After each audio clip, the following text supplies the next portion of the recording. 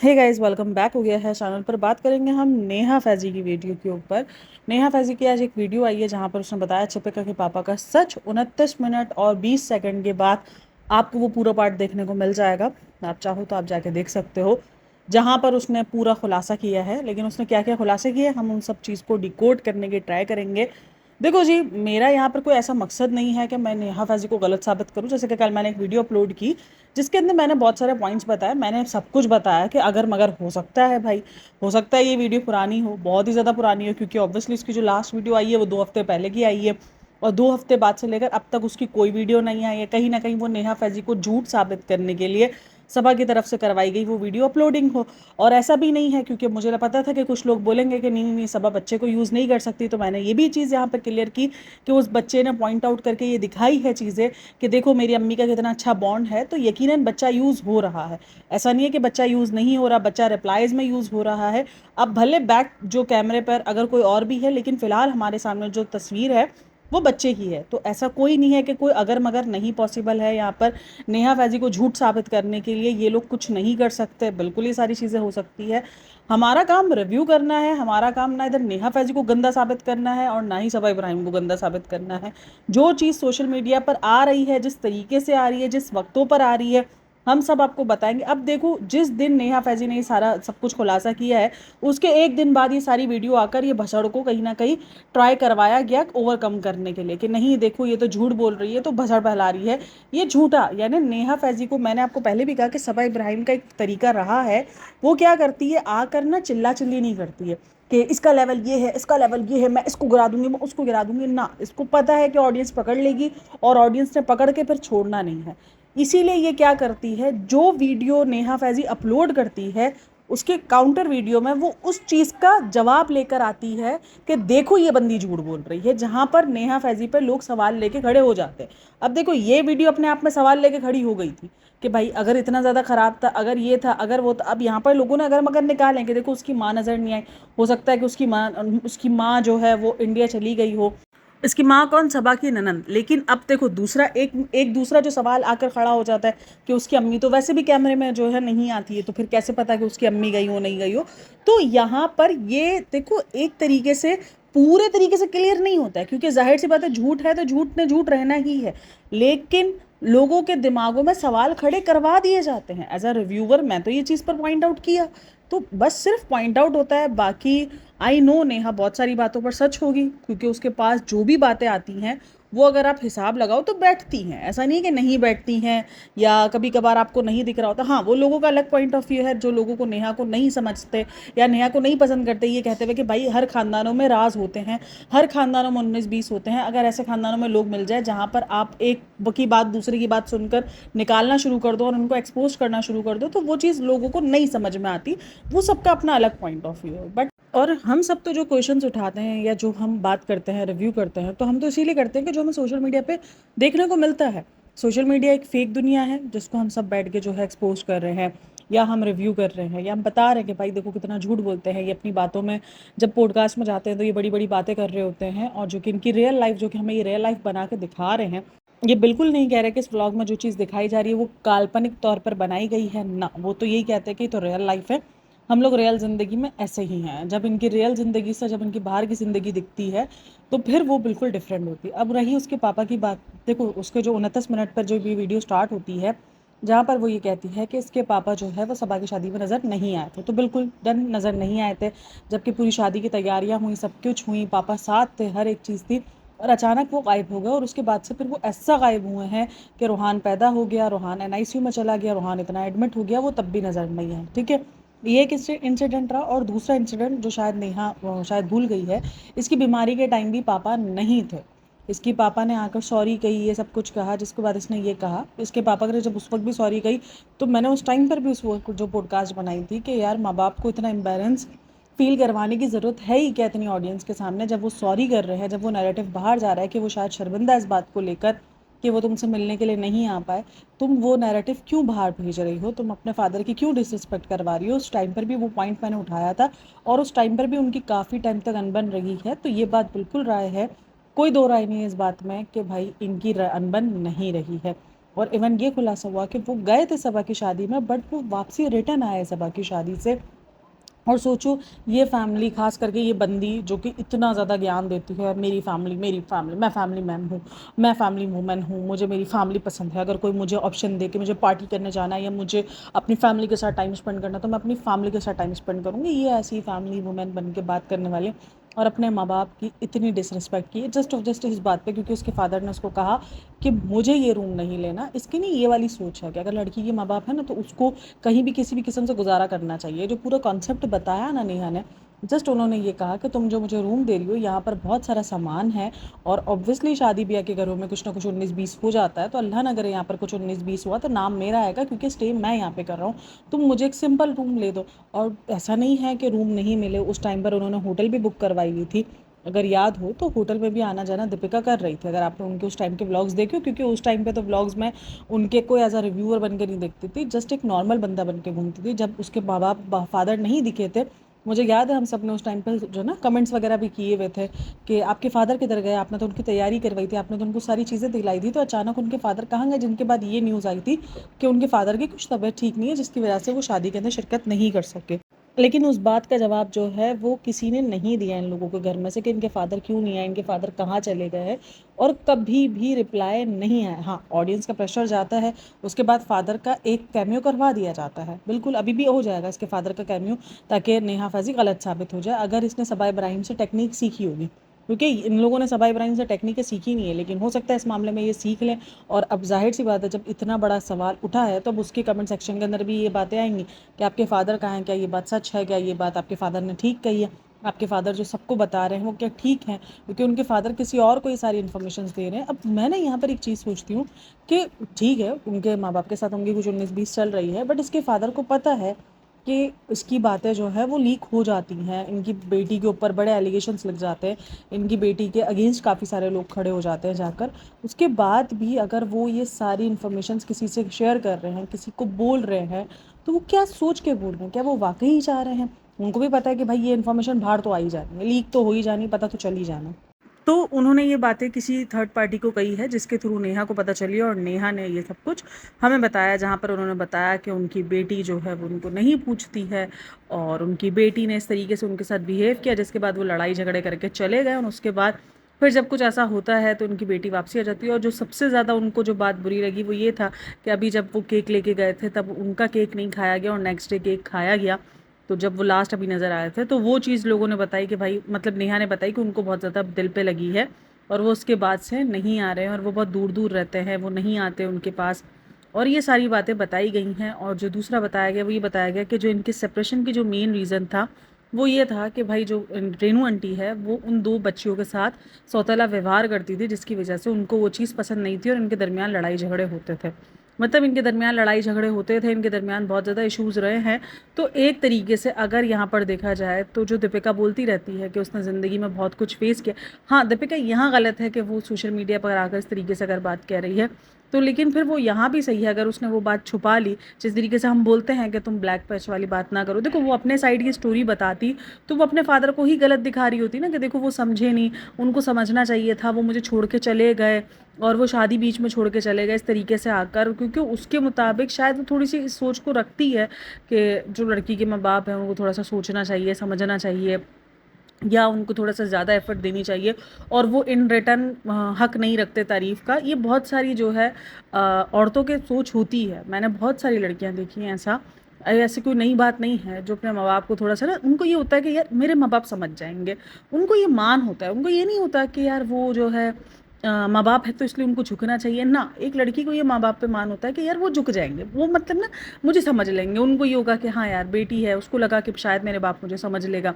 But वो जिस point of view से ये बोल रहे थे कि भाई यहाँ पर अल्लाह ना करे कुछ 19-20 हो गया तो ऑब्वियसली मुझ पर नाम आएगा, तुम्हारे लिए प्रॉब्लम्स क्रिएट हो सकती है, बहुत सारी चीज़ें इश्यूज़ बन सकती हैं। वो अपने पॉइंट ऑफ व्यू ठीक थे, वो अपने पॉइंट ऑफ व्यू पे ठीक थी, और अगर वो उस टाइम पर वो बातें निकालती और अपने बाप को जलील करती तो क्या हम उसको छोड़ते? हम तो यही बोलते हैं ना कि यार ठीक है, तुम्हारे माँ बाप की अगर तुम्हारे बाप से तुम्हारी लड़ाई हुई या कुछ भी हुआ तो तुम खामोश रह लेती। उसने उस टाइम पर उस खामोशी को प्रीफर किया। उसने उस टाइम के बाद उसने अपनी उस खामोशी के साथ ही वो रही, तो फिर वो गलत तो नहीं हुई ना, फिर वो तो मुझे नहीं लग रहा। हाँ ठीक है, हम उसके बाद जो वो दिखाते हैं कि बहुत ज़्यादा प्यार मोहब्बत और बहुत ज़्यादा वो है कि भाईचारा है और बिल्कुल जैसे कोई अनबन नहीं है, वो ठीक है, वो गलत है, फेक ज़िंदगी जो ये दिखाते हैं वो ठीक है। बट वो उस टाइम पर खामोश रही, और उस टाइम पर हम सबको फील हो गया कि उसके फादर के साथ उसकी लड़ाई हुई है, उसने बिल्कुल खामोशी इख्तियार कर ली। इवन ये तक न्यूज़ फैल गई कि उसके फादर की डेथ हो चुकी है, या मैंने 2-3 कमेंट्स भी रीड कर लिए थे उसके बाद कि भाई उसके फादर इसीलिए नहीं आ रहे क्योंकि उसके फादर की डेथ हो चुकी है। ये सब बातें भी उड़ गई। बट ठीक है, गलत हुआ है, जो भी हुआ है गलत हुआ है। दीपिका को भी उस चीज़ को समझना चाहिए था। और उसके फादर जो है वो आर्मी में रखते हैं, तो लोगों ने कहा कि आर्मी में सेल्फ रिस्पेक्ट ज़्यादा होती है।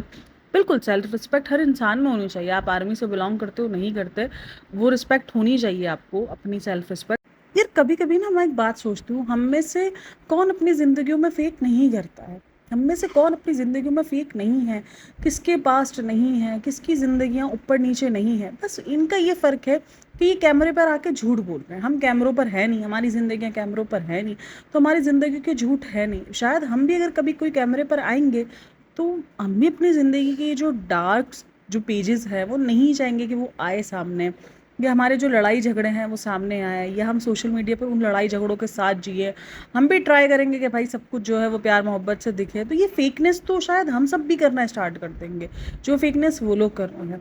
तो ये सोशल मीडिया पर जो पूरा ओके ओके वाली सिचुएशन दिखानी है, ये जो हैप्पी हैप्पी मोमेंट्स दिखाने हैं, ये कहीं ना कहीं ये प्रॉब्लमेटिक है। ये सब प्रॉब्लमेटिक है। मैं हमेशा कहती हूँ कि सिर्फ ये एक फैमिली प्रॉब्लमेटिक नहीं है, सोशल मीडिया पूरा जो जो डेली ब्लॉगिंग्स कर रहे हैं वो सब प्रॉब्लमेटिक है, क्योंकि वो सब झूठ बोल रहे हैं, सब फेक कर रहे हैं अपनी ज़िंदगियों के अंदर। फेक इसलिए क्योंकि वो लोग खुद बाद में एक्सपोज करते हैं कि हम अपनी ज़िंदगियों में आपको फेक दिखा रहे थे, हम झूठ दिखा रहे थे। सोशल मीडिया ज़िंदगी वो नहीं होती जो दिखती है, चाहे वो निदा सफ़ियान हो, चाहे वो ग्लैम कपल हो, चाहे वो कोई भी इंसान हो। जब उनके लड़ाई झगड़े होते हैं तो वो ये चीज़ दिखाते हैं सोशल मीडिया। आप देख लो धनाशरी, और जब उनकी डिवोर्स हुई यूजी चहल की, तो उसने क्या कहा कि हम फेक कर रहे थे अपनी ज़िंदगी में। तो मतलब सोचो, सब अपनी ज़िंदगी में कहीं ना कहीं फेक कर रहे हैं, क्योंकि लेकिन उनकी कोई पोले खोलने वाला नहीं है, तो इसलिए हमें नहीं पता चल रहा। हम उन सब चीज़ों पर अपना अपना थोड़ा सा दिमाग लगाते हैं, देन हम उसके बाद आगे चले आते हैं। अब यहाँ इस फैमिली को इतना प्रॉब्लमेटिक इसलिए दिखा दिया गया है क्योंकि इस फैमिली की जो बैक की स्टोरी, अब देखो इसके बाप की जो स्टोरीज़ है, अब जब तक सामने नहीं आ रही थी तब तब हम सब कयास आरियाँ कर रहे थे कि हाँ उसके बाप के साथ उसकी अनबन है, ये है वो है। अब जैसे ही उसके बाप की स्टोरी हमारे सामने आई तो हमने क्या कहा, अरे यार कितनी ज़्यादा दीपिका प्रॉब्लमेटिक है, कितने ज़्यादा जो है ये फेंकू हैं, कि इतना ज़्यादा फेंकू चंद बनते हैं और ख़ुद के माँ बाप के साथ उनके रिश्ते। तो क्या हो रहा है, इनके जो ये पीछे की बातें निकल कर आ रही है, जिसकी वजह से ये और ज़्यादा प्रॉब्लमेटिक दिख रहे हैं। प्रॉब्लमेटिक सबके सब है कंटेंट क्रिएटर, बट इनकी प्रॉब्लमेटिक इसलिए ज़्यादा दिख रही है क्योंकि इनकी जो बैक की बातें वो निकल कर आ रही हैं, जिसकी वजह से ये बहुत ज़्यादा प्रॉब्लमेटिक दिखने शुरू हो जाता है।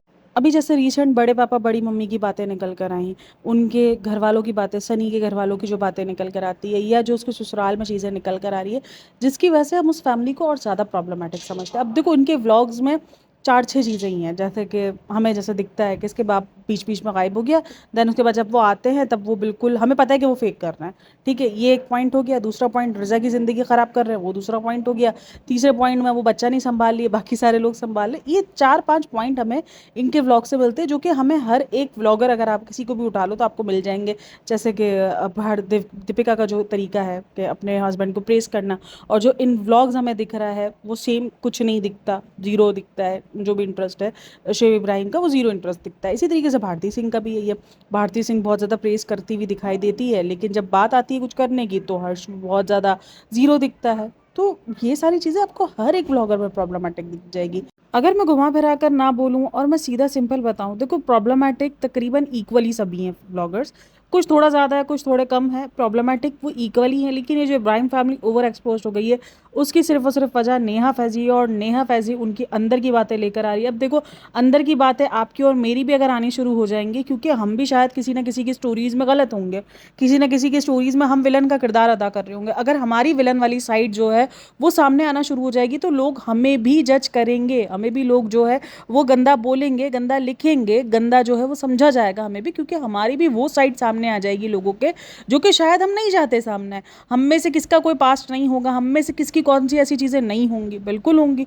मसला सारा यही है ना, हर कोई अपनी ज़िंदगी में कुछ ना कुछ गलत है। हाँ देखो, ये लोग ये करते हैं कि ये लोग ओवर जो है स्वीट बनते हैं, या ये जो ओवर जो ज्ञान पेलने की ट्राई करते हैं, ठीक है बिल्कुल वो गलत कर रहे हैं, और कहीं ना कहीं उस चीज़ को उन्होंने बंद भी कर दिया है। अब तो वो इतना ज़्यादा करते हुए नज़र नहीं आते हैं, खास करके शुएब इब्राहिम इतना कुछ करता हुआ नज़र नहीं आता। आज जब मैं नेहा की ये वीडियो देख रही थी तो मुझे यही चीज़ दिमाग में मेरे घूम रही थी कि यार ये जो इतना ज़्यादा एक्सपोज हो रहे हैं उसकी वजह सिर्फ और सिर्फ यही बंदी है, क्योंकि ये बंदी उनका पास्ट जानती है, कहीं ना कहीं से उसके कनेक्शंस निकल आते हैं, कहीं ना कहीं से कोई ना कोई उसको ऐसा बंदा मिल जाता है जो उसको उसके बारे में बता देता है, उसके बारे में जो है वो इन्फॉर्मेशन दे देता है, उनके अंदर की इन्फॉर्मेशन दे देता है, जहाँ पर वो विलन साबित होते हैं, जहाँ पर वो गंदे साबित होते हैं।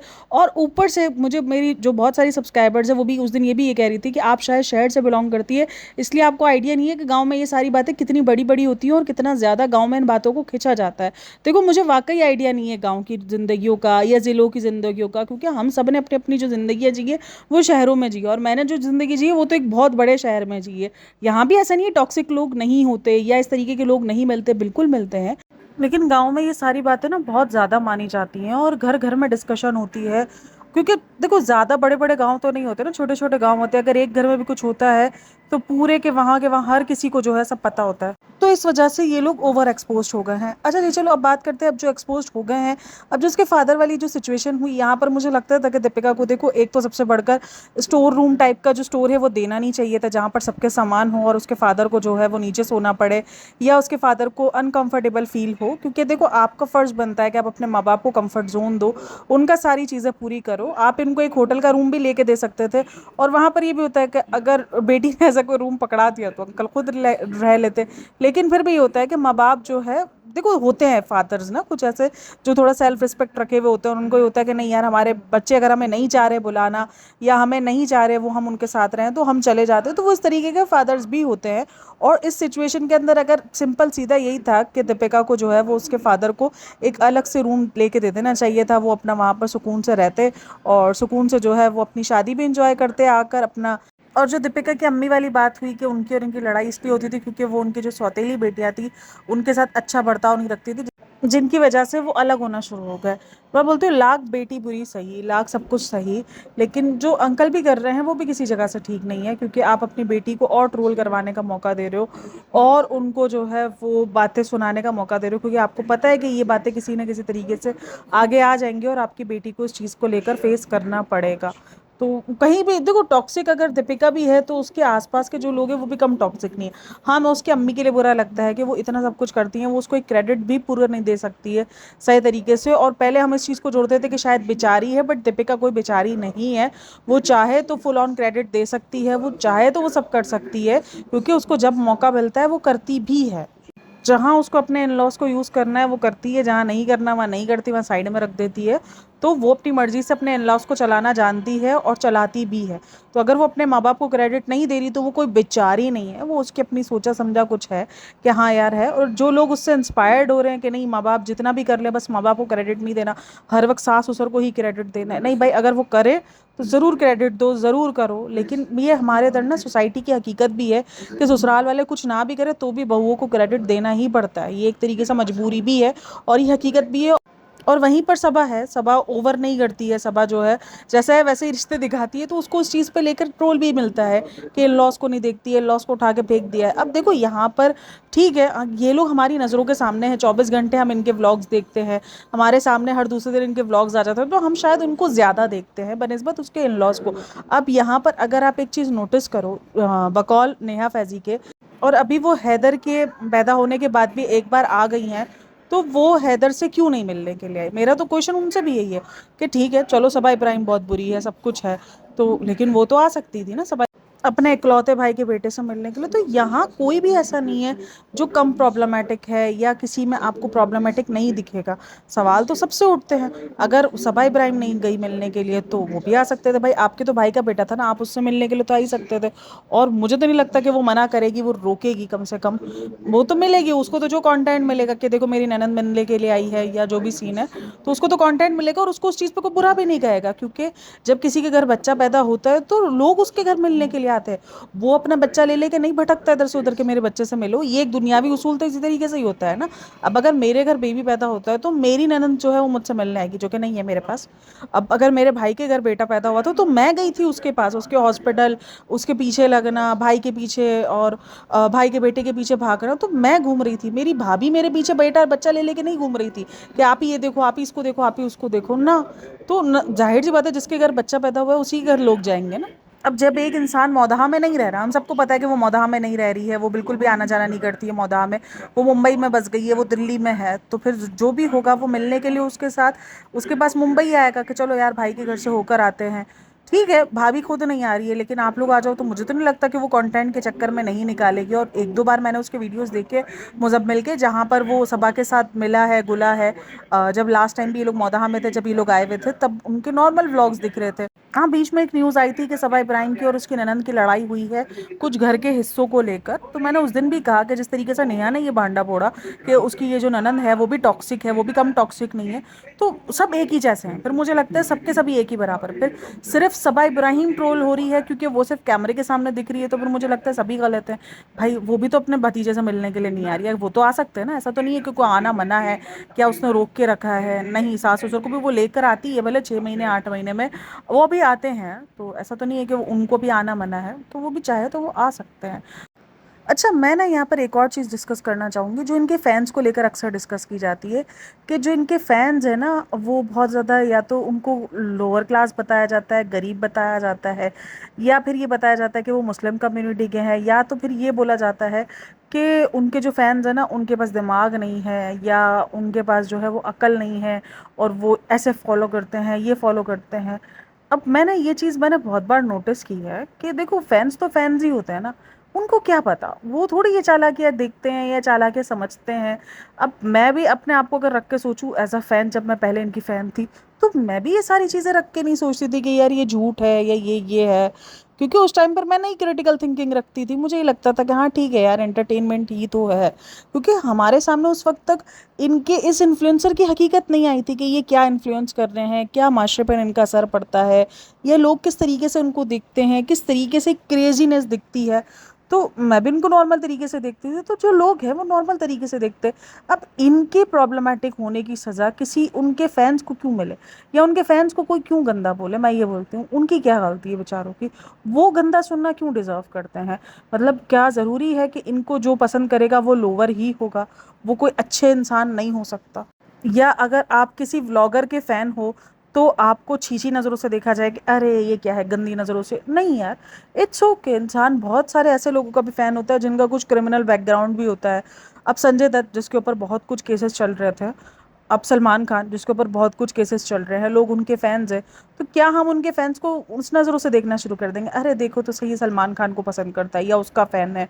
आई नो, देखो वो केसेस साबित नहीं हुए अभी तक, तो मैं आपको एक जस्ट बात कर रही हूँ। तो वो सारी चीज़ें हैं कि वो देखो इसको पसंद करता है। अब रजब भट्ट, हमारे इधर रजब भट्ट इंतहा से ज़्यादा प्रॉब्लमेटिक है, बट उसकी फ़ैन बेस आपको इतनी तगड़ी दिखाई देगी ना, इतनी तगड़ी कि मैं आपको क्या बताऊँ। मतलब लोग ना इसके पीछे पागल है। तो क्या अब मैं उन लोगों को कॉल आउट करना शुरू कर दूं कि यार तुम लोग कितने पागल हो, तुम लोग किसको सपोर्ट कर रहे हो? वो तो बस उनका जो कंटेंट देखते हैं उसे सपोर्ट कर लेते हैं, उनको नहीं जानना, उनको नहीं है कि वो क्या कर रहा है, वो क्या नहीं कर रहा है, वो क्रिमिनल है। लोगों को उस चीज़ से कोई मसला नहीं है कि उसने जो है क्या बोला है, क्या नहीं किया है, उनको उन चीज़ों से मसला नहीं है। वो बस ये जानते हैं कि उनको डिफेंड करना है। अभी रिसेंट दिनों रजब भट्ट जो है वो उसने खुद एक्सेप्ट की अपनी चीटिंग को, तब भी लोग जो है वो उसको डिफेंड कर रहे हैं।